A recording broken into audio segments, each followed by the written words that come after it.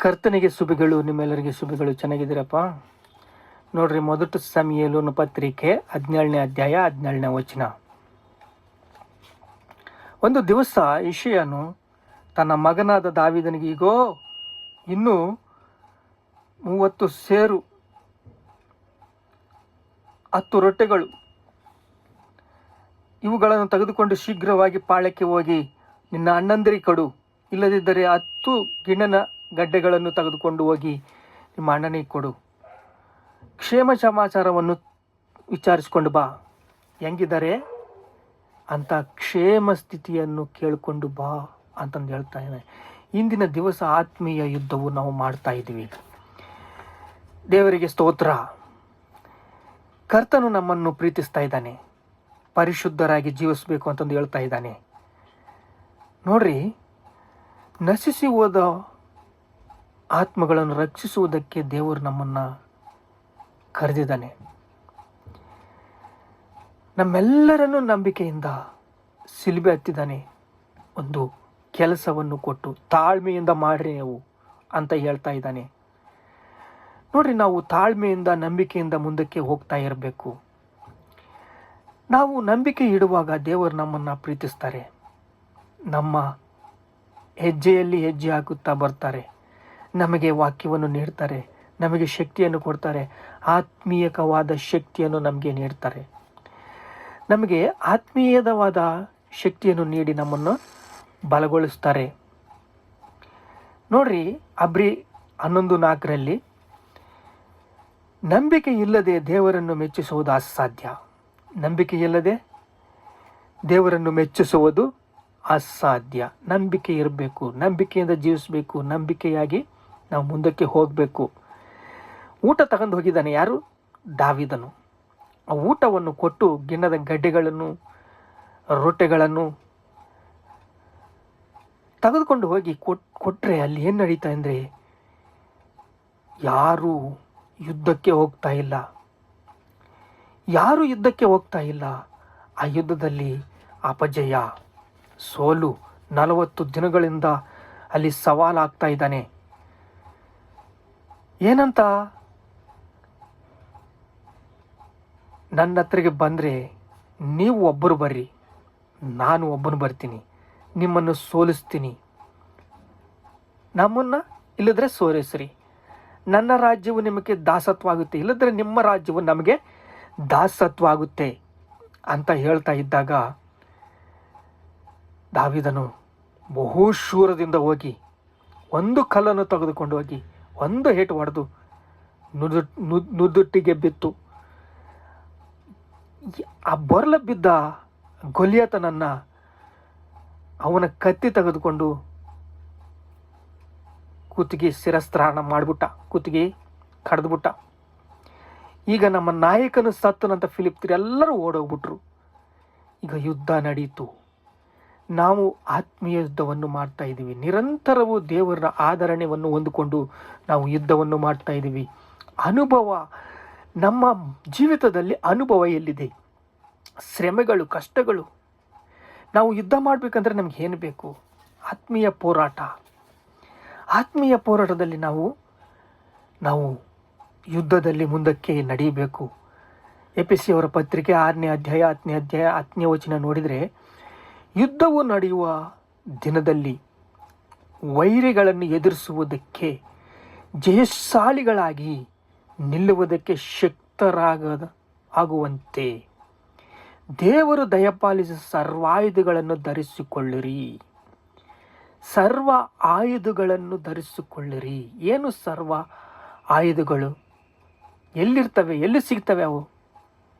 ನೀತಿ ರೀ. ನೀತಿಯಿಂದ ನಡೆಯೋದು, ಸತ್ಯವೆಂಬ ನುಡಿಯೋದು, ಸತ್ಯವೆಂಬ ನಡಿಕೊಟ್ಟು ನಿಮಗಿದಿನ. ನೀತಿ ಎಂಬ ವಜ್ರ ಕವಚ ನಿಮಗಿದಿನ. ಸಮಾಧಾನ ವಿಷಯವಾದ ಸುವಾರ್ತೆ ಕೇಳುತ್ತೀರಾ? ಕ್ರಿಸ್ತನ ಮಾತಿನಿಂದ ಸುವಾರ್ತೆ ಕೇಳಿದರೆ ನೀವು ಬಲಗೊಳ್ತೀರ, ಆತ್ಮ ಬಲಗೊಳ್ಳುತ್ತೆ, ಶಕ್ತವಂತರಾಗ್ತೀರ. ಸಮಾಧಾನ ವಿಷಯವಾದ ಸುವಾರ್ತೆ ನಿಮ್ಮ ಕಿವಿಗೆ ಬೀಳಬೇಕು.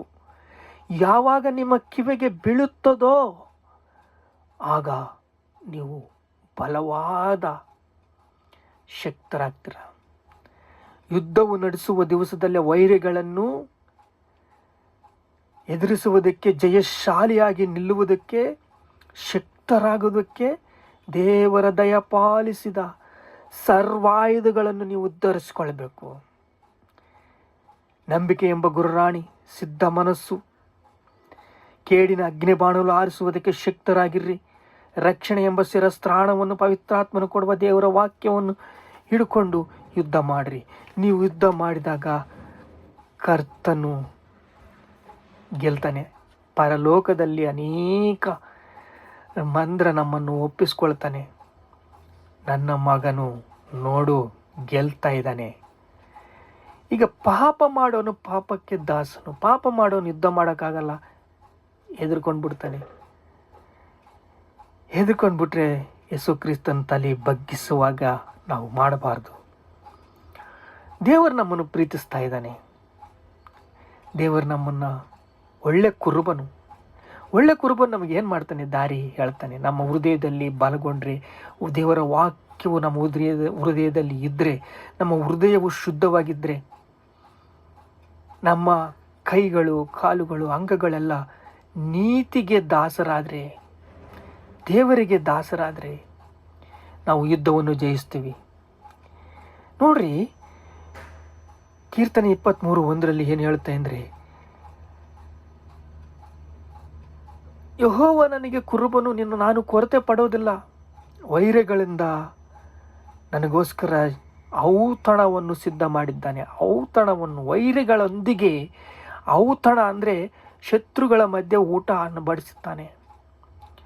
ಊಟವನ್ನು ಮಾಡೋದಕ್ಕೆ, ಶತ್ರುಗಳ ಮಧ್ಯದಲ್ಲಿ ಊಟವನ್ನು ಮಾಡೋದಕ್ಕೆ. ವೈರಿಗಳು ಹೆಂಗಿರ್ತಾರೆ ಗೊತ್ತಾ? ನಿಮ್ಮ ಮನೆಯವರೇ ನಿಮಗೆ ವೈರಿಗಳು. ನಿಮ್ಮ ಕುಟುಂಬದಲ್ಲಿ ಸಭ್ಯಗಳೇ ನಿಮಗೆ ವೈರಿಗಳು. ನೀವು ಒಂದು MLAನ, ನಿಮ್ಮ ಸುತ್ತಲೂ ವೈರಿಗಳಿರ್ತಾರೆ. ಅವ್ರ ಹತ್ರ ನಿಮಗೆ ಊಟವನ್ನು ನೀಡ್ತಾನಂತೆ. ನೀವು MP ನ, ನೀವು CMನ, ಯಾರಾದರೂ ಆಗ್ಬೋದು. ನೀವು ಉದ್ಯೋಗಸ್ಥನ, ಕಲೆಕ್ಟರ, ನೀನು ಯಾರಾದರೂ ಆಗ್ಬೋದು. ಆದರೆ ನಿಮ್ಮ ವೈರಿಗಳ ನಡುವೆಯಲ್ಲಿ ನಿಮಗೆ ಔತಣ ನೀಡುತ್ತಾನೆ. ನನ್ನ ತಲೆಗೆ ತೈಲವನ್ನು ಹಚ್ಚಿಸಿದನು. ಯಾರು? ನಮ್ಮ ದೇವರು, ನಮ್ಮ ಕರ್ತನು, ನಮ್ಮ ಯೇಸು ಕ್ರಿಸ್ತನು ನಮ್ಮನ್ನು ಬಲಗೊಳಿಸಿದ್ದಾನೆ, ಸ್ಥಿರಗೊಳಿಸಿದ್ದಾನೆ, ಸಿದ್ಧಗೊಳಿಸಿದ್ದಾನೆ. ನಾವು ಯುದ್ಧ ಮಾಡಬೇಕು, ಯುದ್ಧದಲ್ಲಿ ಗೆಲ್ಲಬೇಕು. ನಾವು ಯುದ್ಧದಲ್ಲಿ ಗೆದ್ದಾಗ, ಸತ್ಯವೆಂಬ ನಡುಕಟ್ಟು ಕಟ್ಕೊಂಡಾಗ, ನೀತಿ ಎಂಬ ವಜ್ರ ಕವಚವನ್ನು ಧರಿಸಿಕೊಂಡಾಗ, ಸಮಾಧಾನ ನಿನಗೆ ಇದ್ದಾಗ, ಅನೇಕ ಆತ್ಮಗಳನ್ನು ರಕ್ಷಿಸುವುದಕ್ಕೆ ನಿನಗೆ ದೇವರ ಕೃಪೆ ಕೊಡ್ತಾನೆ. ಕೃಪೆಯಿಂದ ಕೃಪೆ ಕೊಡ್ತಾನೆ. ದಾವೀದನು ಏನು ಮಾಡ್ತಾ ಇದ್ದಾನೆ? ಯುದ್ಧವನ್ನು ಜಯಿಸಿದ್ದಾನೆ. ಯುದ್ಧವನ್ನು ಜಯಿಸಿ ಆ ಗೊಲಿಯೋತನ ತಲೆಯನ್ನು ಕಡಿದು ಜಯಶಾಲಿಯಾಗಿ ನಿಂತಿದ್ದಾನೆ. ಅಮೋಲಿಕೆಯರನ್ನು ಸೋಲಿಸಿದ್ದಾನೆ, ಫಿಲಿಪ್ತಿಯರನ್ನು ಸೋಲಿಸಿದ್ದಾನೆ, ಇನ್ನು ಅನೇಕ ಜನಾಂಗಗಳನ್ನು ಸೋಲಿಸಿ ಯುದ್ಧದಲ್ಲಿ ಜಯಶಾಲಿಯಾಗಿದ್ದಾನೆ, ಜಯವನ್ನು ಹೊಂದಿದ್ದಾನೆ. ಅಮೋನಿಯರಂದರೆ ಶರೀರ ಸಂಬಂಧಿಗಳು. ಅಮೋಲಿಕೆಯರಂದರೆ ಕಾಮ, ಪಿಚಾಚಿ, ಕೋಪ, ದ್ವೇಷ, ಅಸೂಯ ಇವೆಲ್ಲ ಕೂಡ ಬರ್ತವೆ ಅದರಲ್ಲಿ. ಇವನ್ನು ಜಯಿಸುವುದರಲ್ಲಿ ಆತ್ಮೀಯ ಹೋರಾಟವಿದೆ.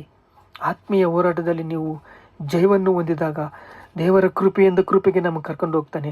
ದೇವರ ಕರ್ತನು ನಮಗೆ ನಮ್ಮ ಸಂಗಡ ಇದ್ದಾನೆ. ನೀವು ಮರೆತು ಹೋಗಬಾರ್ದು. ಕರ್ತನು ನಮ್ಮ ಸಂಗಡ ಇದ್ದಾನಂತಂದು ನೀವು ಮರಿಬಾರ್ದು. ಯುದ್ಧವು ನಡೆಸುವ ದಿನದಲ್ಲಿ ಯಾವಾಗ ನೀನು ಯುದ್ಧಕ್ಕೆ ಶಕ್ತರಾಗ್ತಿರೋ, ಪ್ರಾರ್ಥನೆ ಮಾಡೋದಕ್ಕೆ ನೀನು ಸಿದ್ಧನಾದಾಗ, ಯಾವಾಗ ಯುದ್ಧವು ನಡೆಸುವ ದಿನದಲ್ಲಿ ಆ ವೈರಿಗಳನ್ನು ಎದುರಿಸುವುದಕ್ಕೆ, ವೈರಿಗಳನ್ನು ನೀನು ಯುದ್ಧ ಪ್ರಾರ್ಥನೆ ಮಾಡಿದರೆ ಸಾಕು, ಬಂದುಬಿಡ್ತಾರೆ. ಯಾರು? ಅಪವಾದಿ ಸೈನಿಕರು, ದುರಾತ್ಮಗಳು, ದುಷ್ಟಶಕ್ತಿಗಳು, ಅಂಧಕಾರ ಶಕ್ತಿಗಳು ಇವೆಲ್ಲ ನಿಮ್ಮನ್ನು ಸೋಲಿಸಿ ಯುದ್ಧ ಮಾಡಲಿದ್ದಂಗೆ ಮಾಡಿಬಿಡ್ತಾರೆ. ನೀವು ಪ್ರಾರ್ಥನೆ ಮಾಡಲಿದ್ದಂಗೆ ಮಾಡಿಬಿಡ್ತಾರೆ. ಪ್ರಾರ್ಥನೆ ಮಾಡಬೇಕಂದ್ರೆ ಏನು ಮಾಡಬೇಕು? ಯುದ್ಧವನ್ನು ಜಯಿಸಬೇಕು. ಯುದ್ಧವನ್ನು ಜಯಿಸಿದಾಗ ನೀನು ಜಯಶಾಲಿ ಆದಾಗ ನೀನು ಬಲಗೊಳ್ತೀಯ, ಸ್ಥಿರಗೊಳ್ತೀಯ, ಸಿದ್ಧಗೊಳ್ತೀಯ. ದೇವರ ಕೃಪೆಯಿಂದ ಕೃಪೆಗೆ ನಿನ್ನನ್ನು ಇನ್ನೂ ಮೇಲಕ್ಕೆ ಹತ್ತಿಸ್ತಾನೆ. ಪ್ರಾರ್ಥನೆ ಮಾಡಿಕೊಳ್ಳ. ತಂದೆ, ನಮಗೆ ಸ್ತೋತ್ರ. ಸತ್ಯವೆಂಬ ನಡುಕೊಟ್ಟು ಕೊಟ್ಟಿದೆಯಾ ತಂದೆ, ನಿನಗೆ ಸ್ತೋತ್ರ. ನೀತಿ ಎಂಬ ವಜ್ರಕವಚವನ್ನು ಕೊಟ್ಟಿದೆಯಾ ತಂದೆ, ಸ್ತೋತ್ರ. ಸಮಾಧಾನ ವಿಷಯವಾದ ಸುವಾರ್ತೆ ನಮಗೆ ಕೇಳೋದಕ್ಕೆ ಕಿವಿ ಕೊಟ್ಟಿದೆಯಾ ತಂದೆ, ನಿಮಗೆ ಸ್ತೋತ್ರ ಸ್ತೋತ್ರ ಸ್ತೋತ್ರ. ನಮ್ಮನ್ನು ಬಲಗೊಳಿಸಿದೆಯಾ, ಸ್ಥಿರಗೊಳಿಸಿದೆಯಾ, ಸಿದ್ಧಗೊಳಿಸಿ, ನಿಮಗೆ ಸ್ತೋತ್ರ. ಘನತೆ, ಮಹಿಮೆ, ಪ್ರಭಾವಗಳು ನಿಮಗೆ ಚೆಲ್ಲಿಸ್ತಾ ಇದ್ದೇವೆ ತಂದೆ. ಆಮೇನ್ ಆಮೇನ್.